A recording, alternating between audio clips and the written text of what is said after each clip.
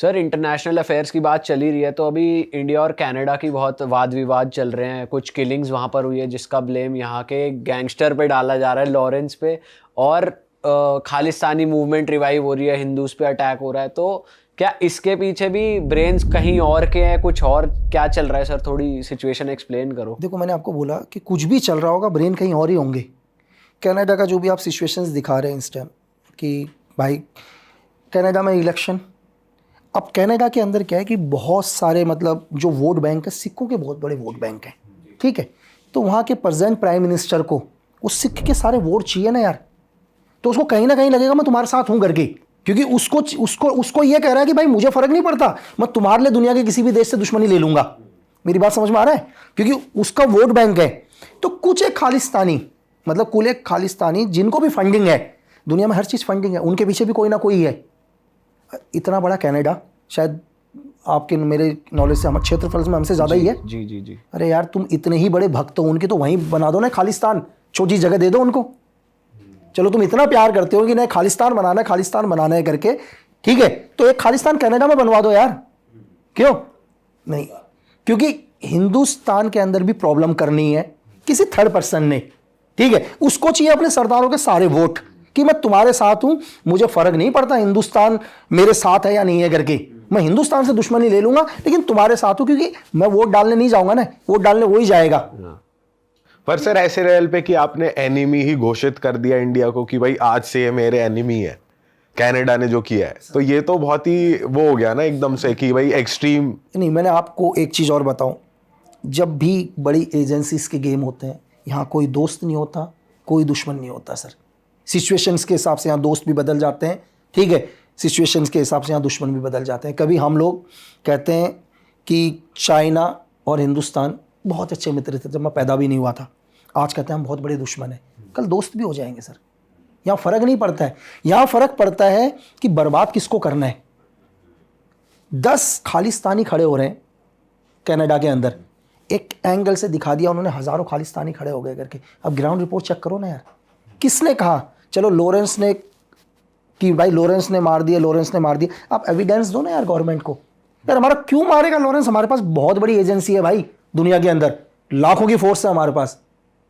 आज हिंदुस्तान के अंदर अगर आप जाओ तो वर्ल्ड के अंदर हम बहुत पावरफुल हैं सर, और हमारे को ज़रूरत नहीं है किसी थर्ड पर्सन की यार। इंडियन सोल्जर्स दुनिया के अंदर, अगर आपने कभी हिस्ट्री में आपने सुना होगा कि एक तानाशाह हिटलर ने बोला कि यार अगर हिंदुस्तान की फोर्स मुझे मिले तो मुझे दुनिया को फतेह कर लूँगा यार। तो जो चल रहा है सर, ये सिर्फ एक बड़ी राजनीति, वोट बैंक, ठीक है। तीसरा कोई और एक देश, एशिया के अंदर हम एक पावरफुल देश हैं, तो कभी वेस्टर्न या कोई और देश चाहेगा ही नहीं है कि हम आगे बढ़ें। एक छोटा सा आप भी एक पॉडकास्ट कर रहे हैं, ठीक है, आप डेली अपने पॉडकास्ट के व्यूज़ देखते हो कितना मुझे नहीं पता, सामने वाले के देख रहे होंगे यार आप कैसे साला उसका व्यूज़ कितने आ रहे हैं करके। एक छोटे से लेवल है ना यार, वो तो देश का लेवल है भाई, आप डेली उसके ज़्यादा देख रहे हो। सही बात है सर, ये तो होता ही है, ग्राउंड रियल है ना यार। आप ये नहीं देख रहे यार कि मैं कैसे मतलब रिकॉर्ड तोड़ दूं करके, आप देख रहे हो इसके कैसे बढ़ रहे हैं यार। तो यार जब इस लेवल पर ये हो रहा है तो फिर आप बड़े लेवल पर तो। करेक्ट सर, आप कह रहे हैं कि लॉरेंस बिश्नोई का नाम कह सकते हैं कि सिर्फ यूज़ किया जा रहा है, इन्वॉल्व कोई थर्ड पार्टी है या फिर जो किलिंग्स हो रही हैं, तो सिर्फ लॉरेंस बिश्नोई का ही नाम क्यों यूज़ किया जा रहा है? और वो भी सर इंटरनेशनल अफेयर्स में, मतलब वो सीधा सीधा रॉ को भी टारगेट कर सकते थे कि रॉ ने मारा है या सीक्रेट एजेंसीज ने मारा है, बट गैंगस्टर का नाम ले लेना। नहीं, एक्चुअली क्या है, देखो सर, इस टाइम इंडिया के अंदर कौन हाईलाइट है? अब 2 साल के बाद आदमी भूल जाएंगे। अगर मैं 90 के दशक में जाऊं तो 90 के दशक में कोई और डॉन था, ठीक है, 80 के दशक में कोई और था हिंदुस्तान का, ठीक है, 24 में कोई चेंज है, 2 साल के बाद कोई चेंज होगा। टारगेट किसको करना है वो बहुत बड़ा इंपॉर्टेंट है। आप लॉरेंस की बात कर रहे हैं, मतलब आप लॉरेंस को क्यों जानते हैं? सोशल मीडिया, मतलब उसने क्या किया? एक एज ए गैंगस्टर जानते हैं कि एज ए किलिंग्स, सिद्धू मूसेवाले का असैसिनेशन। कितने केसेस हैं लॉरेंस के ऊपर? सर हमें तो यही 79 केस चल रहे हैं अभी लॉरेंस के ऊपर, 79, ठीक है।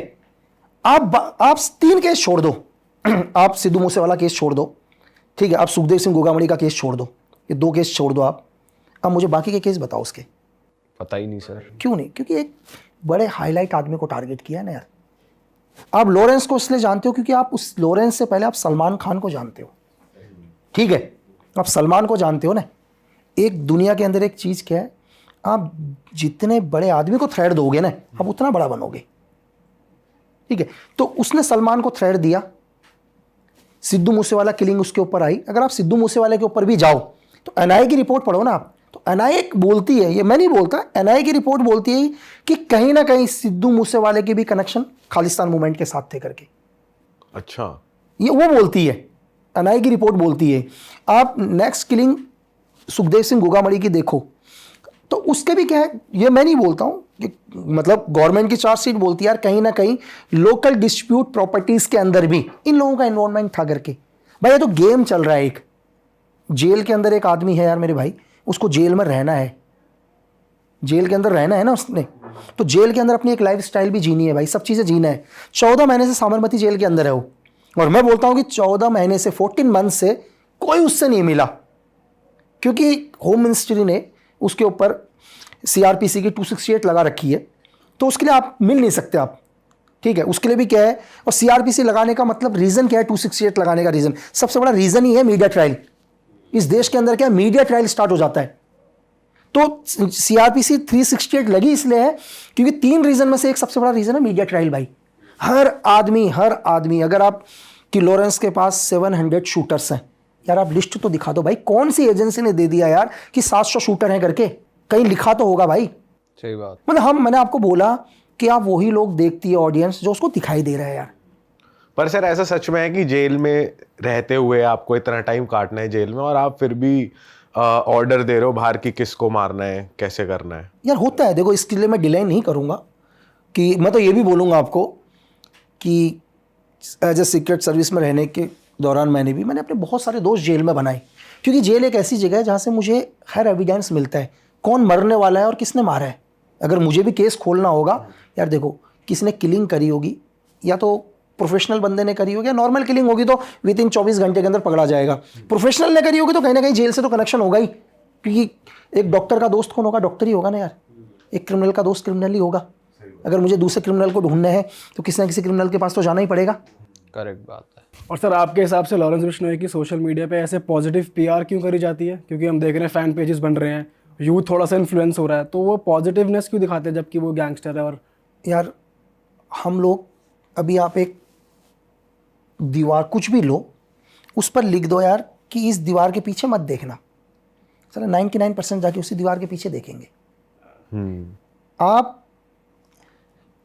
मतलब अब्दुल कलाम जी को क्यों नहीं पढ़ते, उनकी क्या है सोशल मीडिया? मैंने आपको स्टार्टिंग में बोला कि लोगों को वो देखना है जिसकी लाइफ टेढ़ी मेढ़ी है, लोगों को सीधे लोग देखने ही नहीं है, लोगों को इंडिया के आईएएस ऑफिसरों को नहीं देखने, जो इतने बड़े बड़े आईपीएस हैं उनको नहीं देखने, परमवीर चक्र जो हमारे देश के पहले परमवीर चक्र हैं मेजर सोमनाथ सर, उनको नहीं देखना। लोगों से पूछो यार कौन सोमनाथ सर है, लोगों को नहीं पता, ठीक है। मैंने आपको बोला कि लोगों को सिर्फ क्या है, टेढ़े मेढ़े शॉर्टकट रास्ते, लोगों को मतलब हीरो बनना है, लेकिन सीधे रास्ते से हीरो बनने में बहुत मुश्किल लगता है मेरे भाई।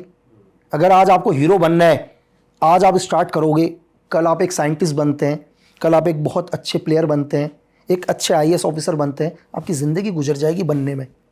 शॉर्टकट तरीका है, रातों रात फेम सब चीज़ है, लेकिन आप कभी भी किसी क्रिमिनल से जाकर मिलो, उसकी आत्मा से पूछो कि तू सच में खुश है या नहीं है करके, आपको जवाब मिलेगा यार, आपको रियल में जवाब। दिखावे के ऊपर मत जाओ कुछ भी, ये जो दिखावा है उसके ऊपर मत जाओ। उस अंधेरी कोठरी के अंदर जो आदमी रह रहा है ना, उससे जाके पूछना कि जब उसके घर वाले उससे मिलने के लिए आते हैं, वो 2-2 घंटे लाइन में लगे रहते हैं यार। उन माँ बाप की क्या गलती है जो आपसे मिलने के लिए आ रहे हैं और 2 घंटे की लाइन में लगे हुए हैं करके। सर एक अभी रीसेंट किलिंग में भी लॉरेंस का नाम आ रहा है, बाबा सिद्दीकी जो उनकी जो किलिंग हुई है, तो इसके पीछे आपके पास कुछ इन्फॉर्मेशन है कि सही में उसने किया है या किसी और ने किया है? बाबा सिद्दीकी वाला तो मीडिया का ही है यार, कि मीडिया की रिपोर्ट है ये तो। महाराष्ट्र पुलिस ने अभी तक अपने किसी भी सरकारी दस्तावेज पर, किसी भी एफआईआर पर लॉरेंस का नाम नहीं जोड़ा।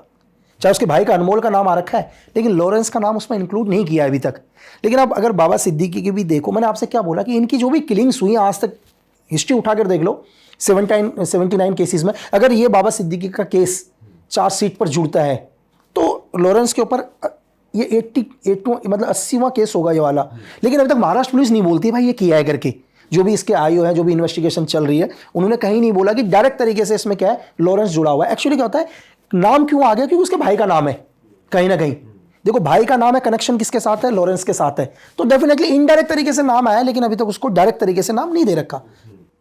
तो सर ये भी पॉलिटिकल है, बिजनेस है, या ये नाम फैलाने की कोशिश है, या बॉलीवुड कनेक्शन, क्योंकि सीधा सीधा लिंक सलमान खान से जा रहा है। तो सर ये अंडरवर्ल्ड एक्चुअली बॉलीवुड में अभी है, नहीं है, क्या क्या सीन है मतलब? यार देखो, आप हो या मैं हूँ, वो किसको देखना पसंद कर रहा है हिंदुस्तान के?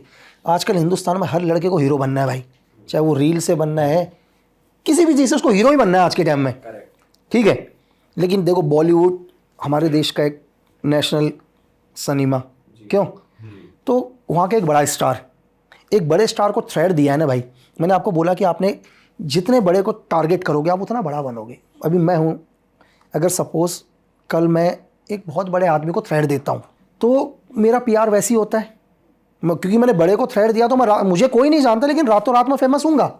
उसके बाद क्या करूँगा, चाहे उससे मुझे कोई लेना देना हो या नहीं, वो मुझे नहीं पता, लेकिन मैं 10 लोगों से पैसा निकलवा लूँगा नीचे कि भाई बात सुन, मैं सलमान को थ्रेड दिए, तू है ही क्या करके, ठीक है। तो यार मतलब मैं अभी भी आपको बोलूँगा कि जो भी आपके व्यूअर्स हो या कोई भी, भाई क्राइम का रास्ता नहीं चुनना। देखो क्राइम का रास्ता बहुत छोटा होता है, और हमारी दुनिया में पता है क्या है, हमारी दुनिया के अंदर ये बोला गया है, जब भी हम कभी ऑपरेशन में गए और हमें लगता था यार कि सर बहुत ही मुश्किल है इस टारगेट को गिराना, मतलब हमारा आना, हम वापस नहीं आ पाएंगे, तो हमारे सीनियर एक ही चीज़ बोलते थे कि विड्रॉल करो ऑपरेशन को यार, कोई बात नहीं, क्योंकि इसकी लाइफ 6-7 साल ही है बस, हम नहीं मारेंगे, कोई दूसरी एजेंसी मार देगी, कोई ना कोई मारेगी।